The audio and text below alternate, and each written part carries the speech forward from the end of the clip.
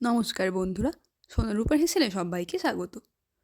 বর্ষাকাল মানেই সবার আগে মাথায় আসে খিচুড়ি আর ইলিশ মাছ ভাজা। খিচুড়ি নয়, তবে আজ অন্যরকম একটি রেসিপি দেখাবো। এর জন্য প্রথমে প্রেসার কুকারে অল্প একটু সরষের তেল দিয়ে দেবো। তেল গরম হলে ওর মধ্যে দিয়ে দেবো একটা তেজপাতা, একটা শুকনো লঙ্কা, আর দিয়েছি জিরে ফোড়ন। জিরে ফোড়নটা আপনারা প্রথমে স্কিপ করতে পারেন, পরেও দিতে পারেন, সেটাও পরে বলেছি আমি কিভাবে দেওয়া যেতে পারে। ফোড়নটা একটু ভাজা হয়ে আসলে ওর মধ্যে দিয়ে দিয়েছি সবজি।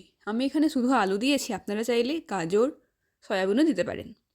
আলুটা একটু ভাজা করে নিয়ে ওর মধ্যে দিয়ে দেব ধুয়ে রাখা চাল আর ডাল। চাল আর ডালের পরিমাণটা এখানে সমপরিমাণ নিতে হবে। আমি এখানে 2 ধরনের ডাল নিয়েছি, আপনারা চাইলে 1 ধরনের ডালও নিতে পারেন। চাল আর ডালটা 2 মিনিট ধরে ভাজা করে নেওয়ার পর ওর মধ্যে দিয়ে দেবো একটু বেশি পরিমাণ জল।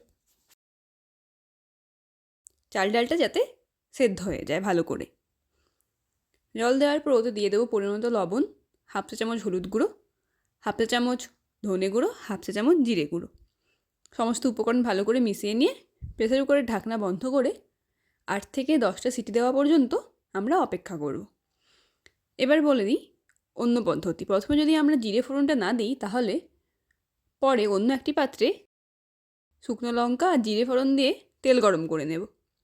এবার ওটা সেদ্ধ চাল ডালের মধ্যে দিয়ে দেব।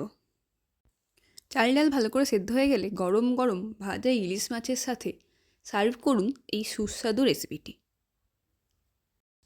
কোনোরকম খাটাখাটনি ছাড়াই সহজেই বানিয়ে নিতে পারবেন।